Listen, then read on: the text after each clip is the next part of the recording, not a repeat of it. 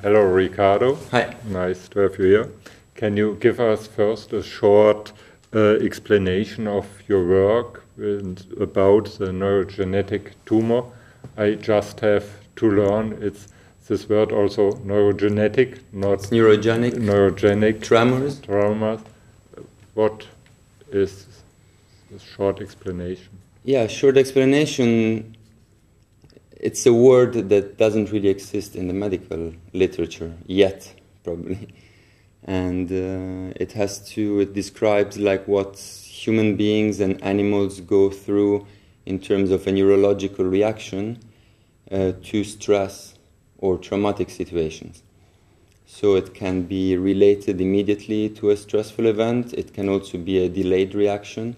So when the body or the organism has a shaking response, which can be something very subtle and very little muscles, or it can be over the whole body.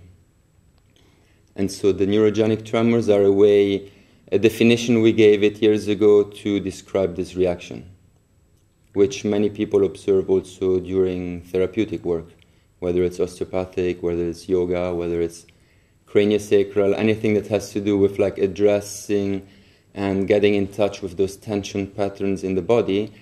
If there is like an unsolved reaction underneath, then you're likely to initiate this, what we think is a discharge. And in some way it's a healing reaction. Should we provoke? Can we provoke it during a session with a client? Or in which cases would you provoke it? Yes, it really depends on a bit on what the history of the person is. So if I think it can be used in two ways. You can definitely provoke it by doing specific manipulations of certain muscles that have to do with the fight-flight response.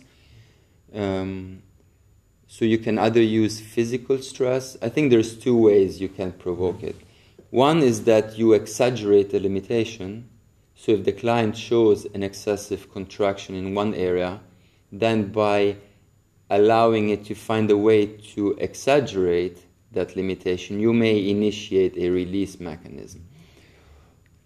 The other way would be that you stress that pattern so much, if there's a tension, you make that muscle tired through an exercise so that the brain cannot keep that tension very well on a neurological level. It has to start lose control of that tension because you're really kind of exhausting the synapses in some way, right? So there is those two ways on how you can provoke these patterns to emerge.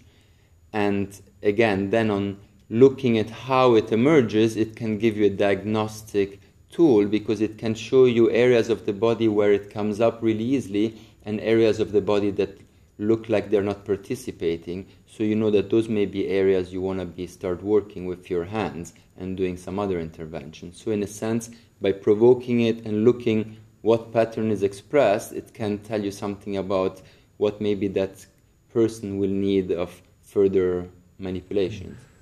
We spoke about it is a form of a physiological tremor reaction, but what's the difference between other physiological tremors, like if it's very cold and is there a difference? Or we are not really sure, I guess.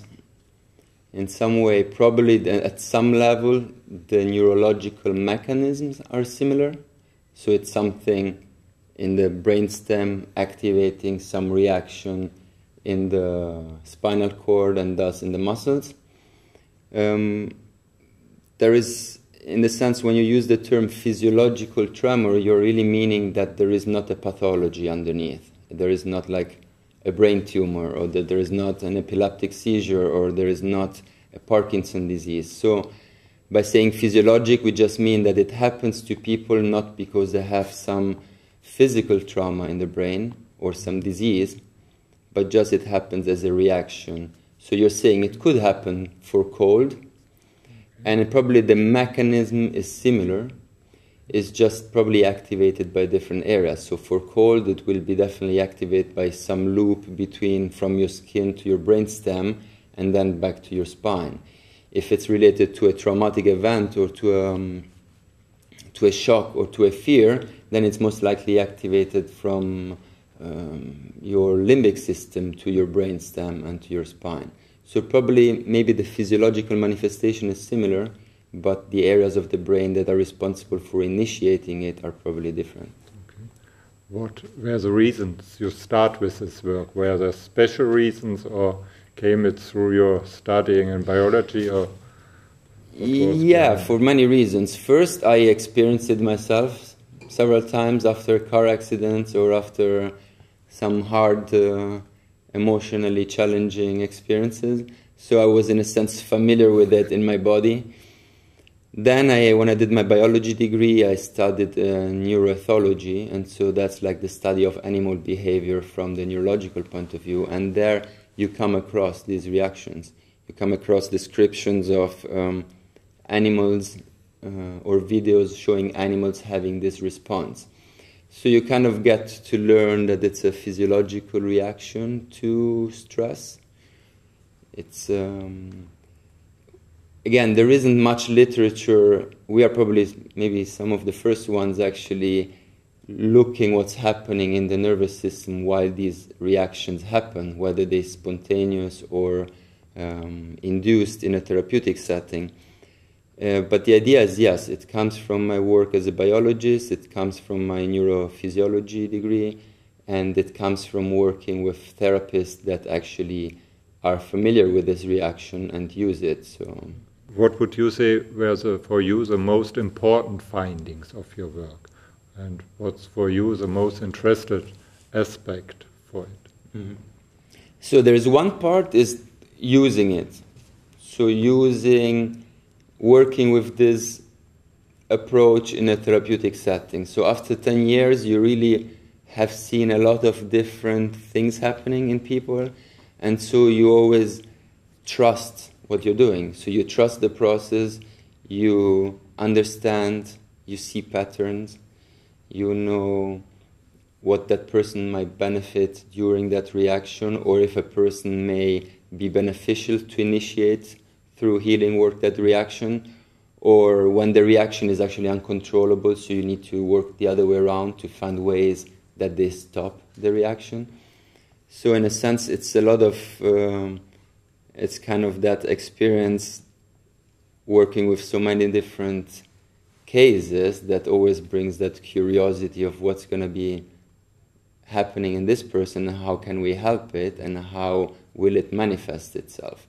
So in a sense, by working with it, you really realize, one, how much the body is, how amazing the body is in some way, meaning how many healing ways it can initiate from a biological point of view, from a neurophysiology point of view, from an immune point of view. So it's you learn to guide it, or in some way it's a process where the body is showing you something and you are guiding this reaction. And from a standpoint of research, let's say, it's really interesting to see how it looks like a response in the brain when we're looking at the brain and see what happens in the electroencephalography. I remember the first time I saw it, I was really amazed, because it was showing that the brain was lightening up, at least in the sense the cortex that we were looking at was really lightening up and becoming really, really active in a beneficial way, not like it would be during a traumatic event, but like it would be during a deep meditation almost. So it was showing you really that there are all these approaches of doing healing work from the top down, so from the brain to the body, or the other way, from the bottom up, so using the body to actually affect the brain. And that was like a good proof that that's really happening. When you're working on the body, there's really like a shift and a change in the brain that is beneficial. And so from the research point of view, that was something I was really excited in. And then probably from the teaching point of view, it's always interesting to see how therapists may have come across this reaction but may have feared it, or may have not known what to tell their clients, their patients. And so guiding them in the learning process of how to use it and how to take advantage of this is always very interesting for me. And for this would be the question, which advice would you give a therapist who comes in contact with his first time with a client? How should he react? What would you say him in a short advice?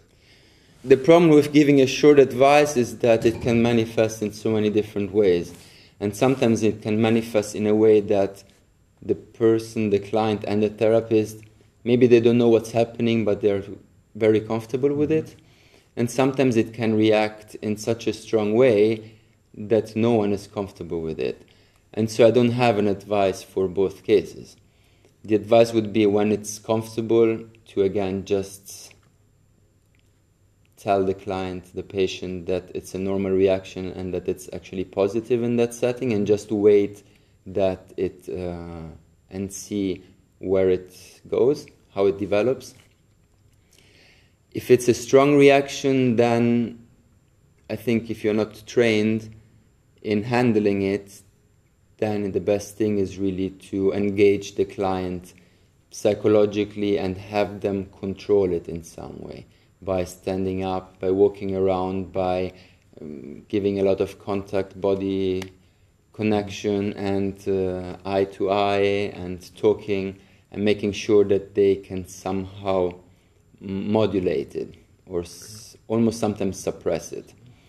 Because there is definitely cases where it's too strong, and so it's not, let's say, necessarily a healing reaction if the therapist is not grounded enough to handle it and knowing what's going on. And the person that comes up again and again in each treatment session, have I then, as a therapist, look for other things behind? This also depends how it comes up. If it comes up in a comfortable way, you see maybe what we are looking at is really that it's available to the system to have this reaction. So that some people are so stuck, or their traumas have been so bad, that they are not responsive anymore in the biological way to the stressors. So there it's important to help them learn how to guide them to have this reaction again. So whether it's healing old stuff or just helping them be more prepared if their nervous system needs it at any other time. For people who in a clinical setting, so while you're giving sessions, it comes up always over and over and again, but it's a non-threatening reaction and it leaves the person, let's say, relaxed, then I would think you don't necessarily, it can be a sign that you did good work in getting that nervous system to relax and to go into kind of healing mode. If the person is uncomfortable with it, or some other signs show you that, how can we say that, they are not really in control, like it's happening to them, but they get like frozen in some way. So although they have these tremors, they are not really there cognitively or mentally, or they lost a bit touch with what's happening in the body. Then it could tell you that it's actually a memory of when during an event they had to dissociate, or they had to like almost like leave their body behind and not remain in touch with whatever high energy there was, whatever strong emotion. And so maybe you need some other work in order for these two layers of the cortex and the brainstem coming back together at the same time. So yes, you would probably not, you would let it happen, but guide the person to always get more in touch and describe and control some part of it. Learn to control some part of this reaction. I'm always interested in... So what I want to say is not that having a lot of tremors is good. It's what's bad is having never tremors, not really being able to access it, or having what looks like strong reactions in some part of the body and almost no reaction in some other part. So that tells you that kind of that unity of the organism is interrupted at some level, whether it's a fascial contraction, whether it's a muscle not working well, whether it's like vertebrae stuck together, so that there is something in the history of the organism that hasn't, that is still being held inside. Whether it's an emotion, whether it's just a muscle that needs to be treated, or whether it's, again, activating this neurological reaction and guiding it to bring about a sort of integration of the mind, the body, and all parts of the body. I'm always interested in morphodynamic and morphological development. And we know the human being, the frontal brain, has another function as in animals. So is there a change during the development in the age of the clients when also the reaction changes, or are there no developing steps in the... What I know is that you can definitely observe it in children. And I don't know about newborns, but children of 3, 4, 5, 6, 7, 8 years. So there isn't, in that sense, I don't think there is a development of the mechanism. They're already there when you need them, in a sense. So after a few years of birth. And one of the problems could be, in terms, if you're looking at developmental trauma, could be that these mechanisms are not mature when in the first years of life, not mature enough, and so you really may not, this is a bit speculation now, but one thing could be that you don't have really this release mechanism, you just have a dissociation kind of mechanism. You just have something that puts you in a space where you're like frozen and stiff, and not one that you can actually fight and flight, right? And so part of what we know from this tremor response, in a sense, is that it's part of the fight-flight mechanism somehow. It's helping you to come out of the last resource of pretending you're dead into, again, a mobilization, a fight-flight, and then back into a normal state of mind. So in some way, it could be that it changes, meaning that when you're really young, you don't really have a fight-flight because you are not even walking, right? So in that sense, there may be a difference in development. Whether therapeutic, there is a difference, I don't know. So it may be something you can use with adults in one way, especially because they have signs of tension and of holding on things, so it could be beneficial. And with kids, we have experience of seeing it happen, but again, I don't know whether there is differences in development. I think there is more difference in what that person has experienced and how much this mechanism has remained latent, do you say it? Latent meaning they haven't fully expressed it in the traumatic or stressful event, and so there's some of this reaction still lingering in the nervous system, trying to find its way out in terms of expression.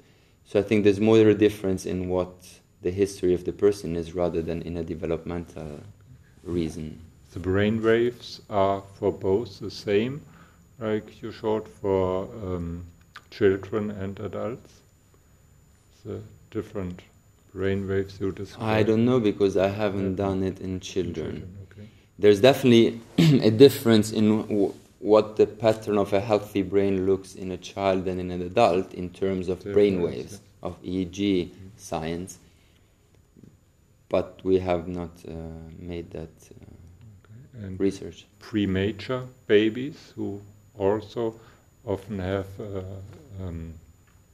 tremor at the beginning. Do you know about if they later on at adults have other reaction or more problems with it?